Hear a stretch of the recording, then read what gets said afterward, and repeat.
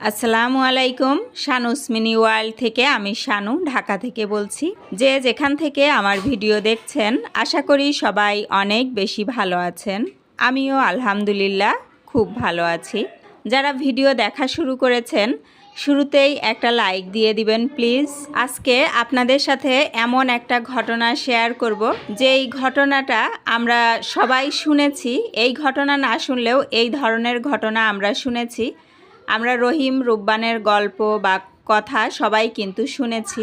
আর এখন এই আধুনিক যুগে এসেও এই ধরনের ঘটনা ঘটেছে, তাই আপনাদের সামনে একটু তুলে ধরছি। এক মা একে একে 5টি সন্তান হারিয়েছেন, আর 5টি সন্তান হারানোর পরেই তিনি এইরকম সিদ্ধান্ত নিয়েছেন। শুনুন তাদের মুখেই। 5টা ছেলে মারা যায়। প্রথম বাচ্চাটা মারা যায় মধ্যমায় আসে, অর্থাৎ ডেলিভারির সময় বা প্রথমে আসে আর কি, যার কারণে ওই বাচ্চাটা মারা যায়। পরবর্তীতে আর একটা বাচ্চা মারা যায়, সেটা ডেলিভারি হওয়ার শেষে যখন আর কি ডেলিভারি হয়ে আসে, হওয়ার সাথে সাথে বাচ্চাটার নাড়ি কাটা পড়ে। ডাক্তার সাথে ছিল, নাড়ি কাটা দেওয়ার সাথে সাথে একেবারে বাচ্চা পরবর্তীতে বেঁচে নেই। আর একটা বাচ্চা এমনি আর কি মারা যায়। এই 3টে বাচ্চা মারা যাওয়ার পরে পরবর্তী যে বাচ্চাটা মারা গেল ওইটা ছিল, সেটার নাম ছিল শাহিদ। ওর বয়স তখন 1.5 বছর। ও আর কি বাদামের খোসা গলায় বাঁধিয়ে একটা উসলতেই ও মারা যায়। প্রকৃত যে বাদামের খোসা গলায় বাঁধিল কিনা এটা ঠিক জানা যায়নি। সবাই সন্দেহ যে বাদামের খোসা খেয়ে মারা যায় গলায় বেঁধে। আর তার পরবর্তীতে ছেলেটা মারা গেছে, এটার বয়স হচ্ছে 14 বছর, এই ক্লাস 7-এ পড়তো। এখন আমরা যেখানে আছি এর থেকে কিছুটা পূর্বে সাইডে আমার একটা পুরোনো বাড়ি ছিল, ওই বাড়িতে সেখানে অবস্থান করতাম আর কি 2 বছর আগে। এখানে রাত্রিবেলা ঘরে শুয়ে আছে, হঠাৎ করে সাপে ওর কানের এখানে কামড়ায় ধরে রাখছে। ওই সাপটা এবার টান দিয়ে ছুঁড়ে ফেলাই দেয়, দিয়ে বেরিয়ে এসে বলে, আম্মু আমার সাপে কামড়াইছে। তখন আর আম্মু আর কি দৌড়ে যে করে নিতে যে কাছে যায়, কিন্তু তখন হঠাৎ করে মনে পড়ে যে মা হে যদি বাচ্চা ধরি তাহলে সাপের বিষ নামবে না ওর। যার কারণে তখন সাইড থেকে লোকজন ডেকে টুকে নিয়ে এসে ঘরে নিয়ে ওদের বাড়িতে চলে যায়। ওই দিনকে সারা বাংলাদেশে একটা বিশ্ব খেলা ছিল, ফুটবল খেলা, ব্রাজিল ফাইনাল খেলা ছিল। আমি ওই দিন খোলার বাজারে খেলা দেখছিলাম। কিন্তু আমি যখন বাড়ি এসে দেখি এই ছোট বাচ্চাটা চোখের পাড়ে শুয়ে আছে, আর এর মা ওই ছেলেটা নিয়ে চলে গেছে ওজার বাড়ি। পরে কিছুক্ষণ পরে আমার পাশে একটা ছেলে এসে বললো যে আমার ছোট ভাই যে ফরিদি সাপে কামড়াইছে, ওই ওজার বাড়িতে নিয়ে গেছে। তখন আমি আর কি সাথে সাথে তার সাথে করে ওজার বাড়িতে ছুটে যাই, যে দেখি যে আমার ওই বাচ্চা, আমার সেই ছেলের নাম ফরিদ, ও বমি করছে, রক্ত বমি। তখন আমার মনটা খুব কাহিলে গেছে যে রক্ত বমি যখন করে তখন মনে হয় আর বেঁচে থাকবে না। সে মতো অবস্থায় ওনাদের খুব হাত পায়ে ধরে বলতেছে যাতে বাঁচে সে ব্যবস্থা করো। কিন্তু ওরা বলতেছে, ওঝাদারা বলছে যে আমাদের দ্বারা সম্ভব হচ্ছে না, আপনারা এই করেন রাম ঠাকুরের কাছে নিয়ে যান। ওই সময় সাথে সাথে আবার ভ্যানে ফার উঠে রাম ঠাকুরের বাড়িতে নিয়ে যায়। রাম ঠাকুর দেখে বলছে যে ওরা হাসপাতালে অথবা উদুল ফকিরের কাছে নিয়ে যাও কালীগঞ্জ।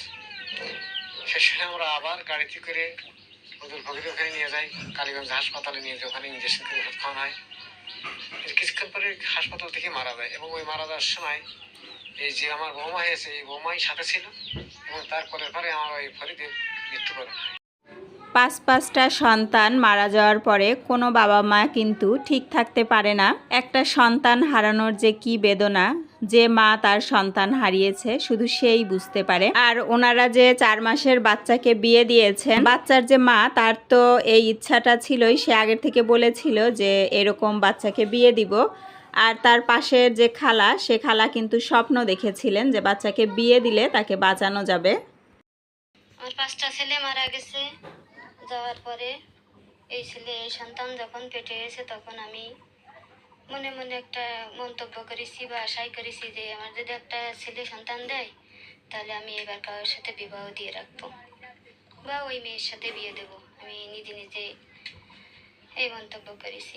এখন যে বৌমা এসে ইনি এর আগে ছিলেন আমার খালা, তাই এই বৌমা সেদিন সকালে এসে বলতেছে যে বৌমা উনি আমাকে বৌমা বলতে, বৌমা তোমার ছেলে বিবাহ দাও।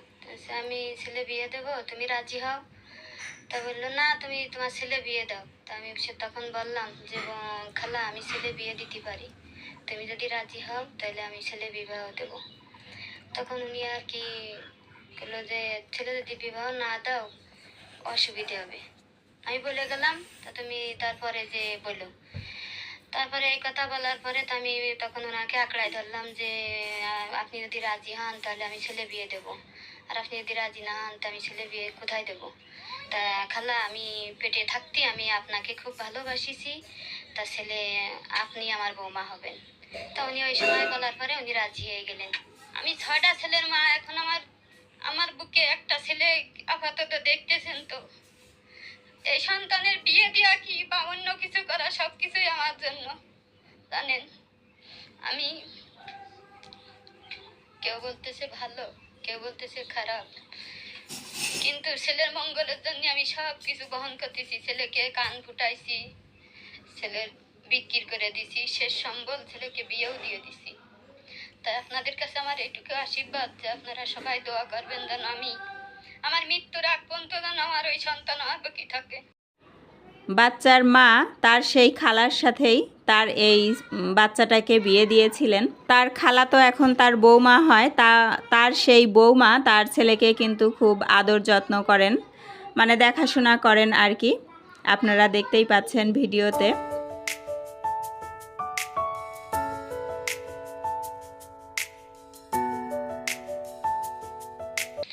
এই বাচ্চার বাঁচানোর মালিক আল্লাহ, কিন্তু আমি হিল্লা। এখন এর বাচ্চার মা যখন বাচ্চা পেটে ছিল তখন এর মা বলিল যে আমার একটা বাচ্চা হলে আমি বিয়ে দেবো। তা আমি 2 দিন স্বপ্নে দেখিলাম, দেখে বাচ্চার মার কাছে বলিলাম না, না বললাম পরে একদিন দেখে বলেছি যে তোমার বাচ্চার বিয়ে দাও, কিন্তু আমার সাথে নাই। বললাম যে কোনো একটা মহিলার সাথে বিয়ে দাও, কি যে কোনো জিনিসের সাথে। তখন এই বাচ্চার মা বললো যে তুমি তো নানি হও, তো তুমি বিয়ে হলে কি হবে না, কোনো অসুবিধা নেই। তখন আমি এক কথায় রাজি হয়ে গেলাম। তো আমার এর ভিতরে কোনো স্বার্থও নেই, কিচ্ছু না, আমি বিনা স্বার্থেই বাচ্চাটার সাথে বিয়ে বসেছি। বাচ্চা যখন বড় হবে তখন আমি তো অনেক বয়স হয়ে যাবে, তখন আমি বাচ্চা যদি আমি বেঁচে থাকি তো বিয়ে দিয়ে দেবো। তাছাড়া আমি কি করবো, বাচ্চা আমার বাচ্চা কিছু করার আছে। আমার বয়স 40 বছরে, বাচ্চার বয়স করে 4-5 মাস। এই বাচ্চার সাথে বিয়ে বসে কি সারা জীবন সংসার করা আমার হবে?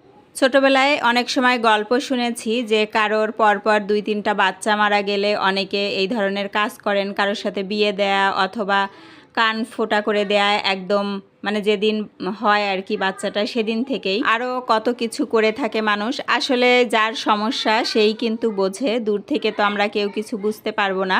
ভালো থাকুক পৃথিবীর সমস্ত মা এবং তাদের সন্তানেরা, এই কামনায় আমি এখান থেকেই বিদায় নিয়ে নিচ্ছি। আল্লাহ হাফেজ, আসসালামু আলাইকুম।